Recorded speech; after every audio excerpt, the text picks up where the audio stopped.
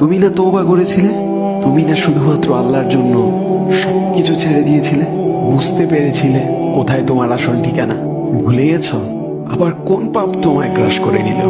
তুমি তো সেই যে নিজের পাপের প্রতি অনুতপ্ত হয়ে সিজদায় পড়ে অঝরে কেঁদেছিলে। তাহলে আবার কেন দুনিয়ার ধোকায় পড়ে গেলে? কেন ভুলে গেলে কোথায় তোমার আসল গন্তব্য? তুমি কি হার মেনে নিয়েছো নফসের কাছে? তুমি এত দুর্বল, ভুলে গেছো তুমি কার বান্দা?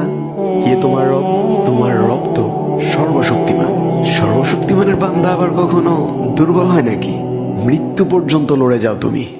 শয়তানকে দেখিয়ে দাও তোমার ইমানের পাওয়ার।